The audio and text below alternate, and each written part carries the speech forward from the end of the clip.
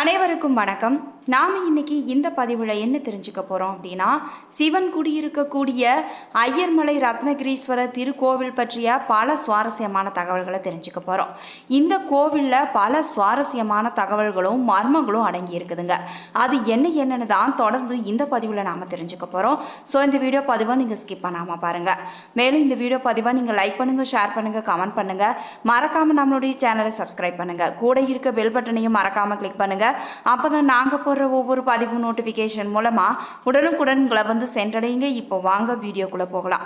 வீடியோக்குள்ளே போகிறதுக்கு முன்னாடி உங்களுக்கு சிவபெருமானை ரொம்ப பிடிக்கும்னா சிவபெருமானை போற்றி போற்றி என்னும் மந்திரத்தை மறக்காமல் 3 முறை எங்களுக்கு கமெண்ட் பண்ணுங்கள்.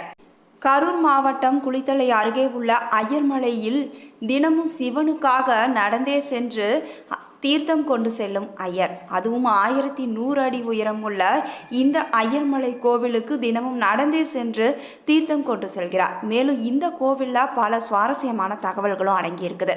அது என்னென்னு தொடர்ந்து பார்க்கலாம். ஐயர்மலை ரத்னகிரீஸ்வரர் திருக்கோவில். இந்த கோவிலில் சித்திரை மாதத்தில் சூரியனின் கதிர்கள் சுவாமி சன்னதிக்கு நேரே உள்ள துவாரங்களின் வழியே சிவலிங்கத்தின் மீது விழுதுங்க. ரத்னகிரீஸ்வரர் கோவிலில் சிவன் சுயம்புவாக காட்சியளிக்கிறார்.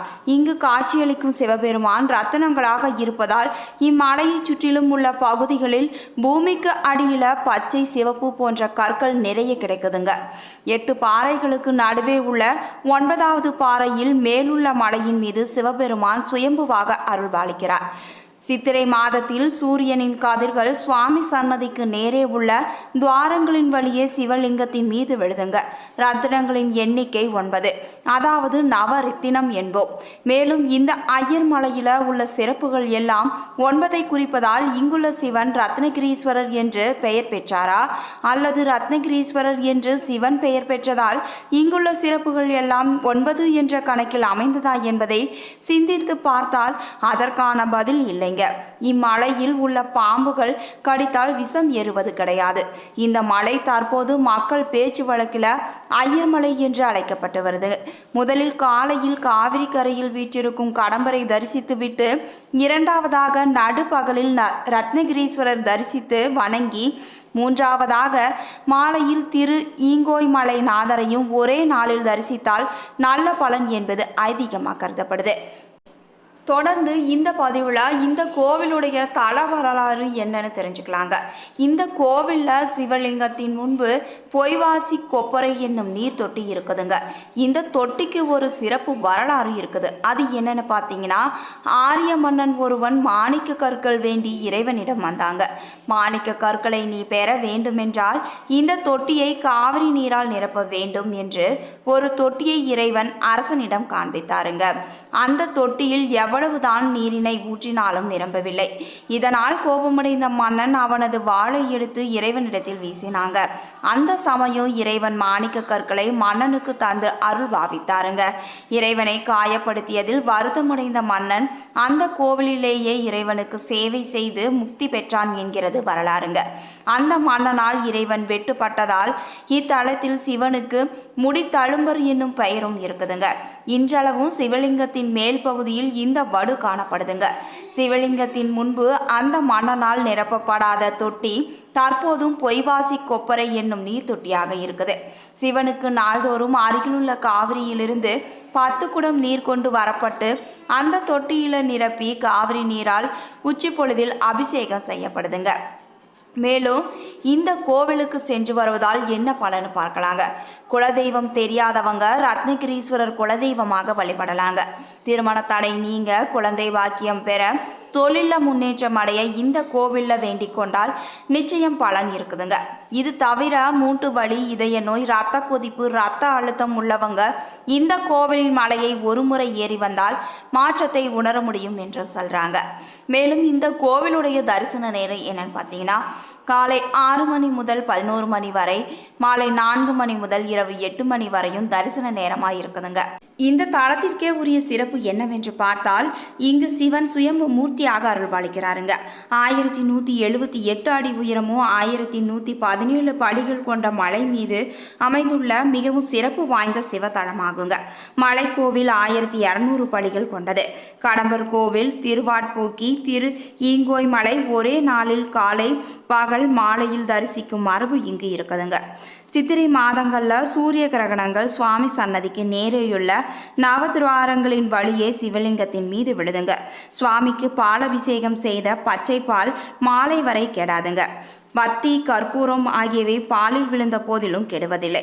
அபிஷேகம் செய்த பால் சிறிது நேரத்தில் கெட்டியான சுவை மிகுந்த தயிராக மாறிவிடுது. இது இக்கோவிலின் இன்று வரை நடக்கும் அதிசயமான ஒன்றாக இருக்குது.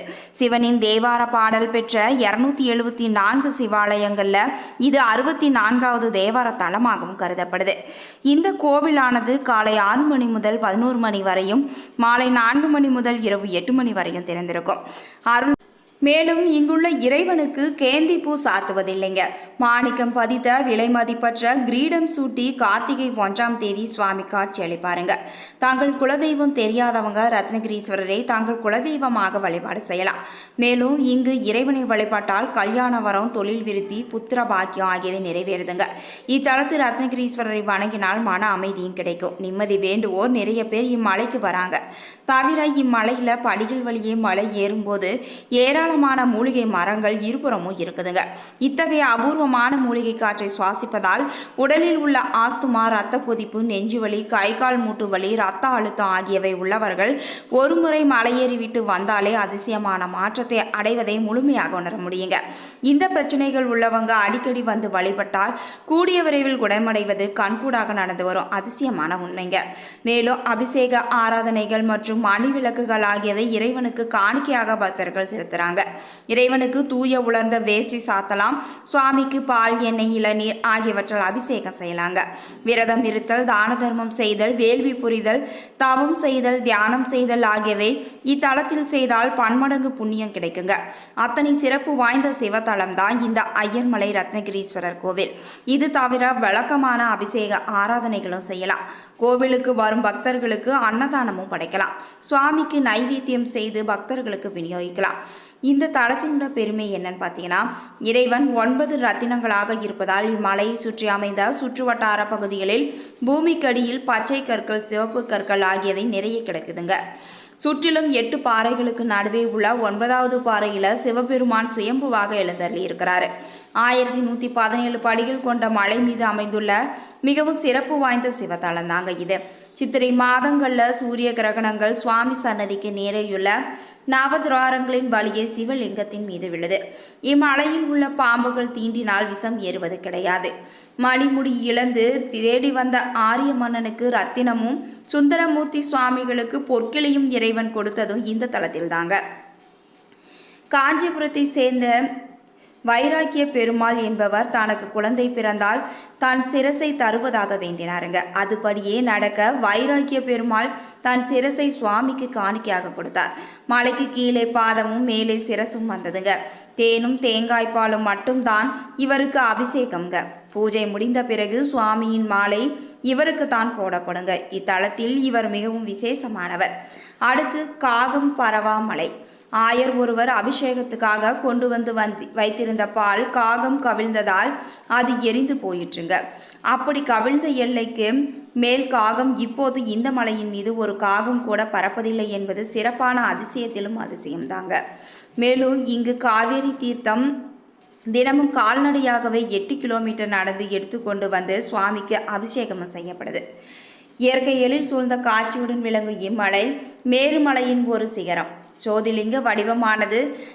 மலை குழந்தீஸ்வரராக எழுந்தருளியுள்ள பெருமாள் சுயம்பு மூர்த்தியாக இருக்கிறார். காலையில் காவிரி கரையில் உள்ள கடம்பர் கோவிலில் வழிபாடு செய்துவிட்டு நடுப்பகலில் ரத்னகிரீஸ்வரரை வணங்கி மாலையில் திரு ஈங்கோய் மலைநாதரை வழிபட்டால் நல்ல புண்ணியம் உண்டு என்பது ஐதீகம். மணிமுடி இழந்த ஆரிய மன்னன் ஒருவன் இத்தலத்தில் உள்ள இறைவனுக்கு அபிஷேக ஆராதனைகள் செய்கின்ற போது அங்குள்ள கொப்பரையில் காவேரி தீர்த்தம் ஊற்றி நிரப்பப்பட்டது. ஆனால் தீர்த்தம் ஊற்ற கொப்பரை நிரம்பவே இல்லைங்க. ஊர் மக்கள் அனைவரும் ஊற்றியும் நிரம்பாததால் மன்னன் கோபம் கொண்டு தன் வாளை உருவி சுவாமி மீது வீசினான். இதனால் சுயம்புவில் இருந்த ரத்தம் வந்தது. இதையடுத்து மன்னன் தன் தவறை உணர்ந்து இறைவனை வணங்கினாங்க. இதையடுத்து இறைவன் தோன்றி மன்னனுக்கு அருளாசி வழங்கி ரத்தினங்களை வழங்கினார். அந்த தழும்பு இன்னும் சுவாமியின் முடியில் உள்ளதுங்க. இதுவரைக்கும் ஐயர்மலை ரத்னகிரீஸ்வரர் கோவில் பற்றிய பல சுவாரஸ்யமான தகவல்களை இந்த வீடியோ பதிவின் மூலமாக தெரிஞ்சுக்கிட்டோம். இந்த வீடியோ பதிவானது கண்டிப்பாக உங்களுக்கு ஒரு நல்ல பதிவாக இருந்திருக்கும் நம்புகிறேன். இது போன்ற சுவாரஸ்யமான தகவல்களை நீங்கள் உடனுக்குடன் தெரிஞ்சுக்கணும்னா மறக்காமல் எங்களுடைய சேனலை சப்ஸ்கிரைப் பண்ணுங்கள்.